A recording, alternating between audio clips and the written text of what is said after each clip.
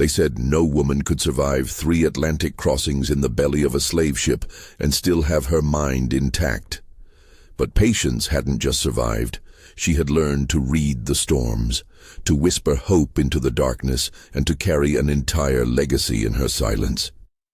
If you want to hear more stories of incredible resilience and forgotten heroes, subscribe to this channel and hit that bell so you never miss another story like this one.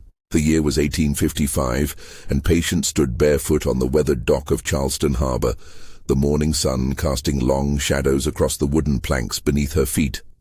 She was 32 years old, though her eyes carried the weight of centuries. Her skin, dark as mahogany, bore the scars of shackles that had bitten into her wrists during 3 separate journeys across the merciless Atlantic. Most who made that journey once were forever changed. Patience had made it 3 times and emerged not broken, but transformed into something those who enslaved her could never understand. A living repository of memory, a keeper of names, a silent architect of hope. She wore a simple dress of rough cotton, the fabric coarse against her skin, but she held herself with a dignity that no amount of cruelty could steal. Around her neck hung a small piece of twine with a single cowrie shell, the only possession she had managed to keep through all her voyages, hidden in her mouth, under her tongue, pressed against her teeth until her jaw ached. That shell was more than decoration. It was proof. Proof that something could survive when everything else was stripped away. The Charleston air tasted of salt and suffering.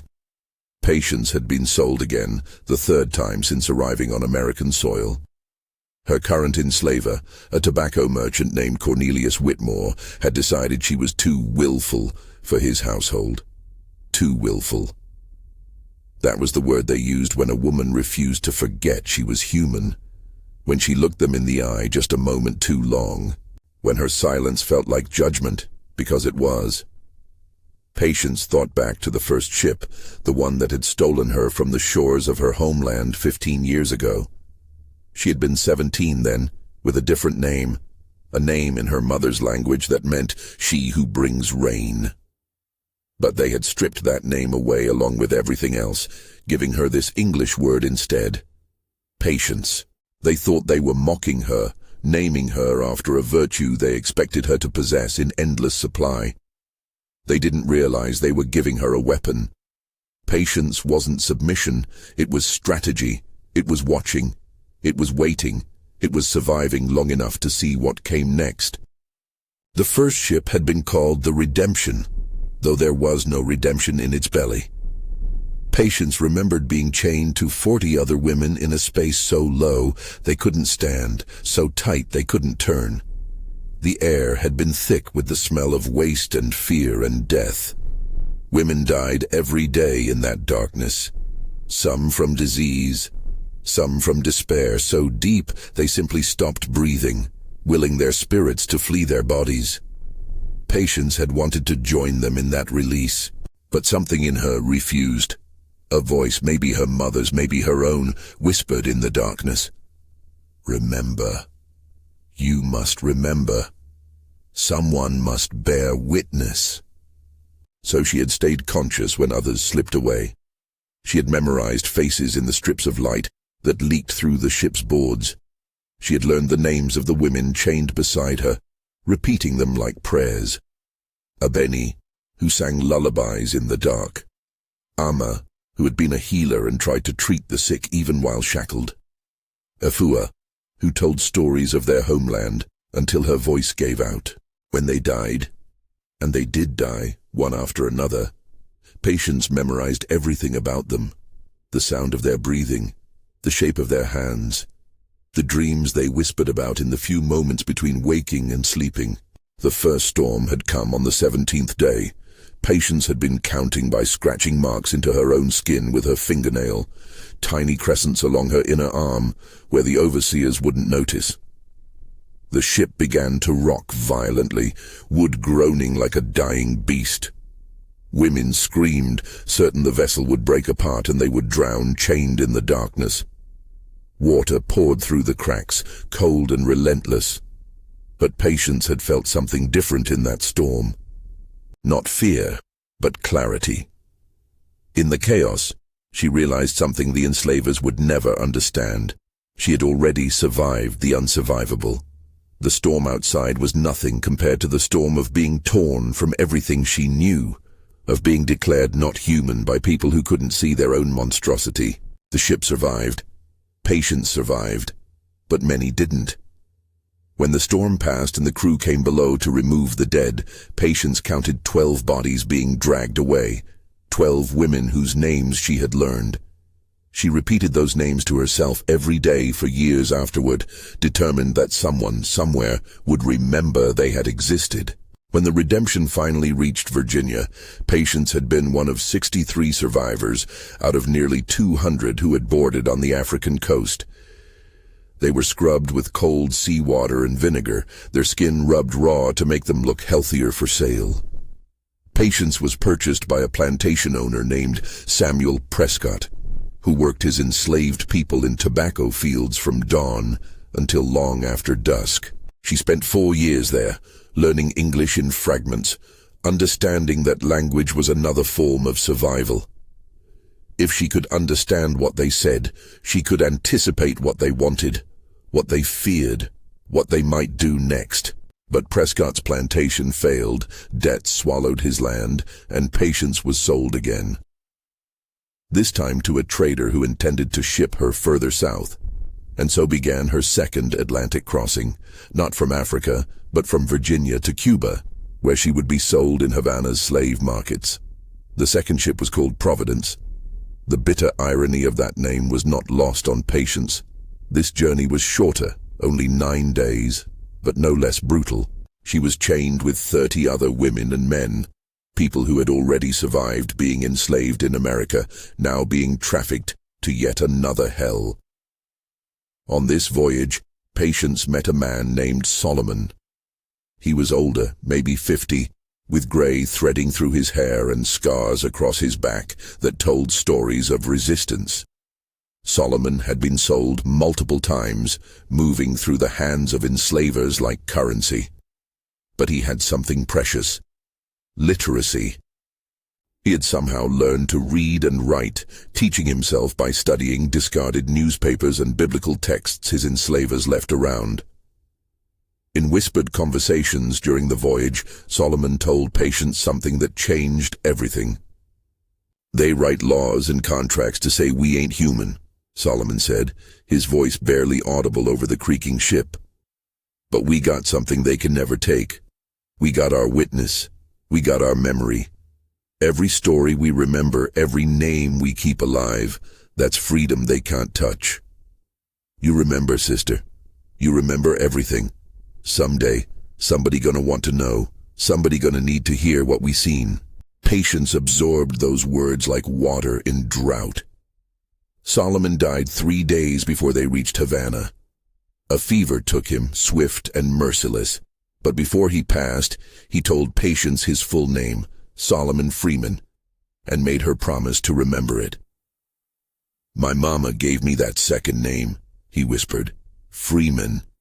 She said I was born free in her heart, no matter what the world said. You remember that. Promise me." "I promise," Patience had said, gripping his burning hand. "I'll remember." In Havana, Patience was sold to a plantation owner who exported sugar. She spent 3 brutal years cutting cane under the Caribbean sun, her hands bleeding, her back aching, her mind storing away everything she witnessed. The ingenious ways people resisted in small ways, slowing their work just enough to avoid punishment, but still to deprive their enslavers of full profit, singing songs in their mother tongues that carried hidden messages, teaching children at night about their histories. Patience learned Spanish from listening, understanding that each language she acquired was another tool for survival. Then came the third ship, the third crossing. Her Cuban enslaver sold her to an American ship captain who needed domestic workers for wealthy families in Charleston. And so Patience found herself again in chains, again in a ship's hold, again crossing that terrible water. This ship was named Prosperity. By now, Patience had stopped flinching at the blasphemous names these vessels carried. She understood that those who trafficked in human flesh had to tell themselves lies, had to wrap their evil in the language of virtue to sleep at night. This third voyage brought the worst storm she had ever experienced. It struck on the second night, arriving with a suddenness that caught even the experienced crew off guard. The wind howled like the voices of every person who had died in these waters, demanding acknowledgement. The ship tilted at impossible angles, water pouring into the hold where 23 people were chained in darkness. Patience felt the cold Atlantic water rising around her ankles, her calves, her knees. People screamed, pulled against their chains, begged God and ancestors for salvation. But Patience, 30 years old by then, bearing the scars of 2 previous crossings, did something different. She began to sing, not loudly, just a low, steady hum that somehow cut through the chaos. It was a song her mother had taught her, a song about rain and renewal, about how storms were not endings but transformations. One by one, the other voices quieted to listen. A young girl chained near her, no more than 14, stopped crying and joined the song, even though she didn't know the words or their meaning. She matched the melody, adding her voice to Patience's. Then something impossible happened. An older woman across the hold, a woman who had been taken from a different region of Africa and spoke a different language, began singing the same song. Different words, but the same melody. She looked at Patience through the darkness with recognition. "Your people and my people," the woman said in broken English. "We sing the same song, different words, same heart." The storm raged for 2 days. The ship survived by what the crew called miracle, but what Patience understood as something else. The will of those in the belly of that ship to survive, their collective refusal to let the Atlantic claim them. When the waters finally calmed and the sun broke through the clouds, Patience had added 23 more names to her internal ledger, names she had learned in the darkness while they waited to see if they would live or die. Now, standing on the Charleston dock in 1855, Patience was being sold for the 3rd time on American soil. A small crowd had gathered, potential buyers examining enslaved people as if they were livestock. Patience kept her eyes forward, her expression carefully neutral. She had learned that showing intelligence made some nervous, so she appeared docile while her mind remained sharp as ever, observing everything. A woman approached, unlike the others. She was white, perhaps 40, dressed in the fine clothes of wealth, but something in her face was different. Less certainty, more conflict. Her name, Patience would learn, was Margaret Brennan, widow of a Charleston merchant. Margaret's husband had died the previous year, leaving her with substantial property including 7 enslaved people, and a large home she was finding impossible to manage alone. Margaret studied Patience with an expression Patience had learned to read over the years, curiosity mixed with guilt. So many of them carried that guilt like a stone they couldn't quite swallow but couldn't spit out either. They knew. Deep down, they knew. But knowing and acting were different things, and most chose the comfort of the familiar evil over the discomfort of justice. "Your name?" Margaret asked, her voice softer than the other buyers. "Patience, ma'am," she replied, eyes respectfully lowered. "How old are you?" 32, ma'am, near as I can figure." Margaret paused, seeming to choose her words carefully. "Can you read?" It was a dangerous question. In most southern states, teaching an enslaved person to read was illegal, punishable by law. Admitting literacy could mean punishment, but something in Patience's instinct told her to take the risk. Perhaps it was the exhaustion of years of calculations. Perhaps it was the memory of Solomon telling her that witnessing mattered. Perhaps it was simply that she was tired of hiding the fullness of who she was. "Yes, ma'am," Patience said quietly. "I can read, and write, and cipher numbers too." The crowd around them seemed to inhale collectively. Cornelius Whitmore, who was selling her, stepped forward quickly. "Now she's exaggerating, Mrs. Brennan. She might know a few letters, but—" "Is there a newspaper nearby?" Margaret interrupted, her eyes never leaving Patience's face. Someone produced a copy of the Charleston Mercury. Margaret handed it to Patience. "Read this." Patience took the paper, her hands steady despite the danger of this moment. She began to read aloud, clearly and without hesitation, an article about cotton prices and trade negotiations. Her voice was calm, her pronunciation careful. She had practiced this in secret for years, reading whatever scraps of paper she could find, teaching herself from signs and discarded books. When she finished, the doc was silent. Margaret's expression had shifted into something unreadable. Cornelius Whitmore's face had gone red with anger. He hadn't known the extent of Patience's abilities, and now her price might drop because literacy frightened some buyers while attracting others. "I'll take her," Margaret said firmly. "Name your price." The transaction was completed within an hour. Patience gathered her few possessions, a change of clothes, her cowrie shell, nothing else, and followed Margaret to a carriage. They rode through Charleston's streets in silence, Patience observing the city she had seen before, but never from inside a carriage. Enslaved people walked the streets on errands for their enslavers, some with more freedom of movement than others. Children played in the spaces between buildings. The smell of cooking food mixed with the ever-present salt air from the harbor. Margaret's home was a 3-story brick house with white columns and a garden that seemed almost defiant in its beauty. Inside, the furnishings spoke of wealth, fine furniture, oil paintings, crystal chandeliers. But there was also a staleness to the air, as if the house itself was mourning. "I need help managing this household," Margaret said as she showed Patience through the rooms. "I have other staff, but I need someone who can read correspondence, manage accounts, understand what's happening beyond these walls.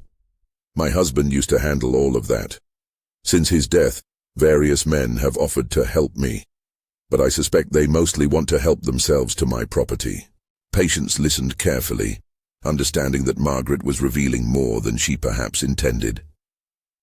This white woman was trapped in her own way, by laws that gave her dead husband's male relatives more rights over her property than she had herself, by social expectations that said women couldn't manage business affairs, by a system that enriched her but also constrained her.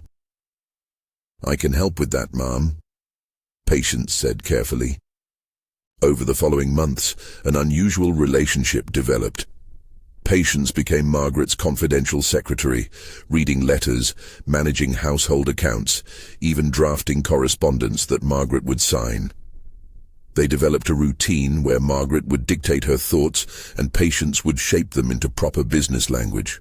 Slowly, Margaret came to rely on Patience's intelligence. Though she could never quite acknowledge it directly, to do so would be to admit that the entire system of slavery was built on a lie. But Patience was playing a longer game. She understood that Margaret's dependence on her created a strange kind of leverage, and she began to use that leverage carefully. She started asking questions. "Ma'am, I saw in the newspaper that there's some debate about slavery expanding into new territories. What do you think about that?" At first, Margaret deflected such questions, but gradually she began to engage. Perhaps because she had no one else to talk to honestly. Her social circle consisted of women who cared more about social standing than truth, and men who saw her primarily as property to be acquired through marriage. Patience, paradoxically, was the only person in Margaret's life who spoke to her without an obvious agenda.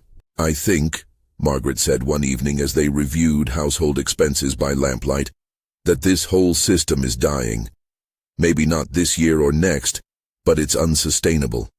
The world is changing around us, and we're clinging to something that history will judge harshly." Patience said nothing, but her silence was eloquent. Margaret glanced at her and seemed to see something she had been avoiding. "You've crossed the Atlantic 3 times," Margaret said quietly. I found the records when I purchased you. How did you survive that? It was the first time Margaret had asked Patience anything personal. The first time she had acknowledged that Patience had an interior life worth inquiring about. Patience considered her response carefully. I survived by remembering, ma'am, she finally said.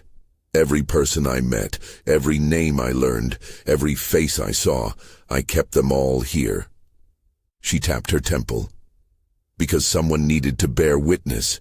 Someone needed to remember that all those people existed, that they mattered, that they weren't just cargo but human beings with names and dreams and people who loved them. Margaret's eyes filled with tears, though she blinked them away quickly. How many names do you carry? 217, Patience said without hesitation. From the 3 ships, from the plantations, from everywhere I've been. 217 people whose names would be forgotten otherwise. And their stories, as much as I could learn. What they loved, what they feared, what they hoped for, what... That night Margaret did something unprecedented. She offered Patience paper and ink. Write them down, she said. Write all the names. Write everything you remember. I'll keep it safe. Patience stared at the paper, understanding the magnitude of what was being offered. To write it down was to make it real in a way that memory alone couldn't. It was to create a record that could outlive her, but it was also dangerous. If the wrong people found such a document, it could be destroyed. Patience could be punished for possessing it. Why would you do this? Patience asked. Margaret was quiet for a long moment. Because it matters. Because you're right that someone needs to bear witness. And because She trailed off, then started again. Because I have a daughter. She's living with my sister in Boston, away from all this. And I don't want her to grow up thinking that what we do here is normal or right or acceptable. Someday, I want to be able to show her this record and say, this is what your mother allowed to happen. This is what I was complicit in. And this is why it must never happen again. Over the next year, Patience wrote. She filled page after page with names and stories and memories. She wrote about Abini's lullabies and Amma's healing hands. She wrote about Solomon Freeman and his belief that memory was a form of freedom. She wrote about the storms she had survived and what she had learned in the bellies of those 3 ships. She wrote about resistance, the small, daily acts of defiance that kept people human in a system designed to strip away humanity. She also wrote about the enslavers, careful to document not just their cruelty, but their ordinariness. How they went to church and professed belief in a loving God while owning human beings. How they wrote poetry and played piano and threw parties while people in their own households lived in bondage. How they convinced themselves they were kind masters, as if such a thing could exist. Patience understood that future generations would need to grapple with how ordinary people participated in extraordinary evil. As she wrote, something else began to happen. Margaret started to change. It was subtle at first, questioning certain social invitations, speaking more frankly about her discomfort with slavery, corresponding more frequently with her sister in Boston, who was involved in abolitionist circles. The very act of witnessing Patience's witness seemed to be transforming Margaret's understanding of her own position. Then came 1856, and with it new tensions. The violence in Kansas between pro-slavery and anti-slavery forces was escalating. The Supreme Court's Dred Scott decision was looming, ready to declare that black people had no rights white people were bound to respect. Charleston was on edge, caught between the wealth slavery generated and the growing sense that the moral ground was shifting beneath their feet. One evening, Margaret came to Patience with a proposal that was both shocking and inevitable. "I want to free you," she said. "I've been consulting with lawyers. It's complicated. There are laws restricting manumission, requirements that freed people leave the state within a certain time period. But I want to do it. And I want to do it legally, properly, so it can't be challenged."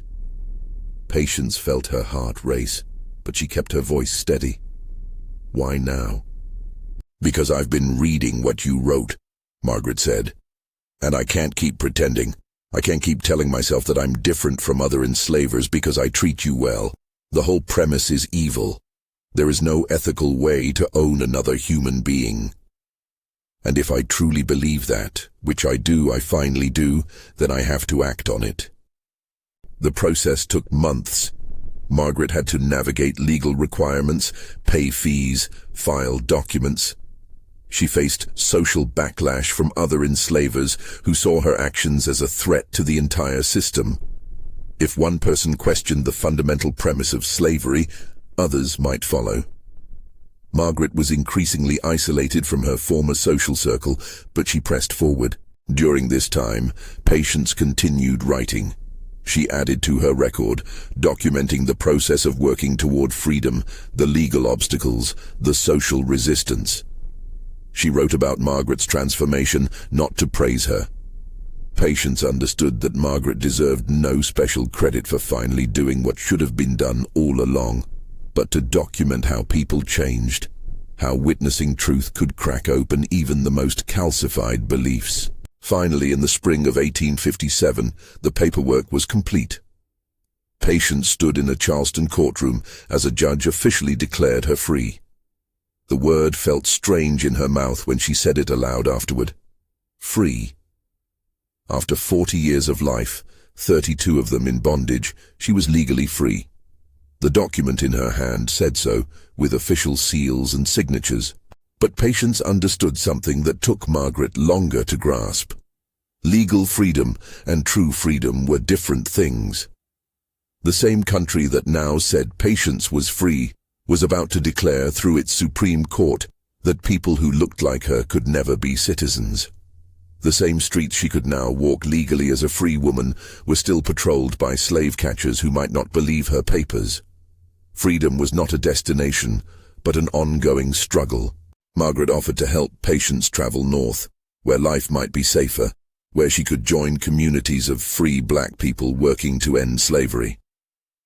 But Patience had a different plan. She wanted to stay in Charleston, at least for a while. She wanted to use her literacy, her knowledge, her carefully cultivated connections to help others still in bondage. Margaret's house became a quiet way station, a place where Patience could meet with people still enslaved, teach them to read in secret, pass along information about routes north, about which ship captains might be sympathetic, about where abolitionists were active. It was dangerous work. If caught, Patience could be re-enslaved or worse. But she had survived 3 Atlantic crossings, multiple enslavements, and countless storms, both literal and metaphorical. She understood risk. She understood that her survival had been for a purpose larger than herself. The years that followed were tumultuous. The Civil War came in 1861. Charleston became one of its flashpoints, and Patience watched as the system that had enslaved her began to tear itself apart. She used those war years to move people north, to pass information to Union forces, to teach and organize and prepare for what would come after. When the war ended and the 13th Amendment abolished slavery in 1865, Patience was 50 years old, still carrying those 217 names in her memory, still adding to them as she met survivors with their own stories. She lived another 32 years, dying in 1897 at the age of 84. By then, she had taught hundreds of formerly enslaved people to read and write. She had helped establish schools throughout the South. She had testified before congressional committees about the realities of slavery, her accounts entering the historical record. And she had preserved those names, those stories, that witness in written form, ensuring that future generations would know what had been endured and what had been survived. Margaret lived to see emancipation too, though she never fully reconciled with the life she had led before. She spent her later years supporting Patience's educational work, using what remained of her wealth to fund schools for freed people. She died in 1889, 8 years before Patience, and in her will left everything to the schools Patience had founded. But this story isn't really about Margaret's redemption. It's about Patience's resistance, survival, and refusal to let memory die. It's about the 217 names she carried and the countless more she added over her lifetime. It's about how she turned witnessing into a form of warfare against forgetting, how she transformed trauma into testimony, how she survived storms that should have killed her and emerged not diminished, but powerful in ways her enslavers never understood. In the end, Patience's story teaches us that freedom is not simply the absence of chains, but the presence of memory, testimony, and the refusal to let truth be buried. Every person who survives carries stories that the world needs to hear. Every act of remembering is an act of resistance against those who would prefer we forget. The storms we survive, whether on slave ships or in the countless other ways oppression manifests, don't just test us. They reveal what we're made of. They show us that the human spirit, when it refuses to break, becomes something stronger than any force arrayed against it. Patience knew this. She lived it. And in carrying those names across decades, across the transformation from slavery to freedom, across the threshold of her own mortality, she proved that memory itself is a form of freedom no one can take away.